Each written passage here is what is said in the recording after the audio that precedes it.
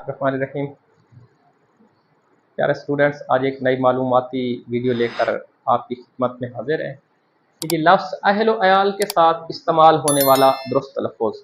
अक्सर औक़ात आपने देखा होगा शादी कार्ड हों, दावतनामे हों, उसमें अहल व अयाल के साथ मुख्तलिफ़ किस्म के अल्फाज लिखे जाते हैं। आज मैं आपको इसका दुरुस्त इस्तेमाल बता रहा हूँ। बाज़ लिखते हैं इसके साथ मीम एंड मा अहल व अयाल, मा अहलो अयाल। कुछ लिखा होता है बमा अहलो अयाल, किसी जगह पे लिखा होता है मा अहलो अयाल, किसी जगह पे लिखा होता है बमा अहलो अयाल।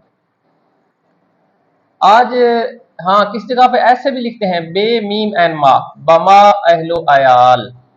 ये मुख्तलिफ किस्म के अल्फाज लिखे जाते हैं। आज इनका दुरुस्त इस्तेमाल आपको बता रहा हूँ कि अहलो अयाल के साथ कौन सा लफ्ज़ बेहतर होगा। मा ठीक होगा, मीम एंड मा, या बमा, बे मीम एंड मा, या बे मीम एंड मा, ये ठीक होगा। देखें, ये मैंने लिख लिया है कि मा दरअसल अरबी ज़बान का लफ्ज़ है। मा अरबी ज़बान का लफ्ज़ और अरबी हुरूफ जारिया है। और इसके मानी क्या है? इसके मानी भी हमराह, साथ, समायत वगैरह के हैं।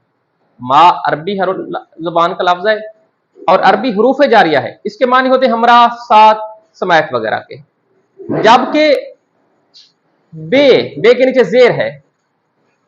कुछ लोग इसको लिखते हैं बे में अहलो अयाल, इस तरह का लफ्ज़। बे ये भी अरबी लफ्ज़ है और इसके मानी भी हमराह, साथ, तुफैल वगैरह के हैं। मसलन बिल तरतीब, बिल अमूम, बिल वास्ता वगैरह, ये भी अरबी ज़बान का लफ्ज़ है बे। और यह है बा के ऊपर जबर या बाल बा, ये फारसी ज़बान का लफ्ज़ है। इसके मानी भी साथ, हमरा, तुफैल वगैरह के हैं। अब देखते हैं कि अहलो अयाल के साथ कौन सा लफ्ज़ इस्तेमाल होता है। देखें, आपको मैं ये बताता चलूं, जैसा कि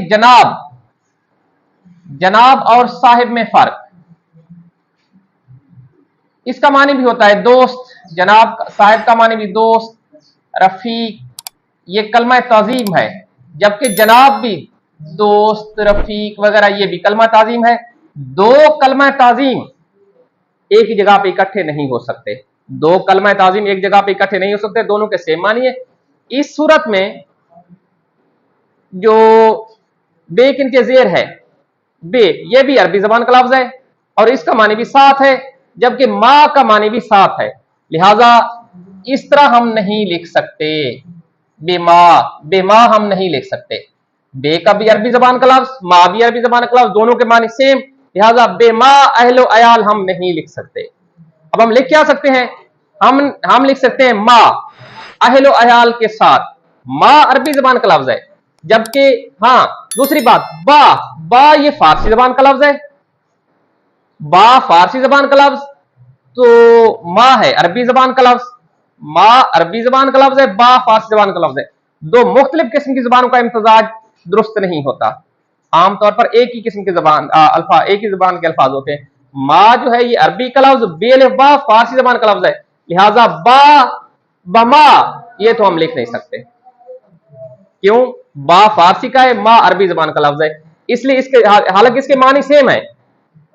इन दोनों का इम्तिजाज दुरुस्त नहीं और ग्रामर की रूह से गलत तस्वर किया जाता है। अब हमने लिखना है मा अहलो अयाल, ये दुरुस्त होगा। मा का मानी साथ, अहलो अयाल के साथ आप तशरीफ ले आए।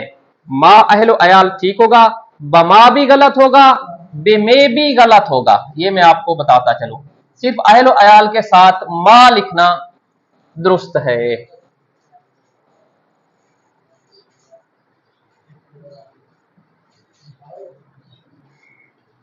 ठीक है डियर स्टूडेंट्स, ये हमारी आज की मालूमाती वीडियो थी। उम्मीद है कि आपको ये हमारी वीडियो पसंद आएगी।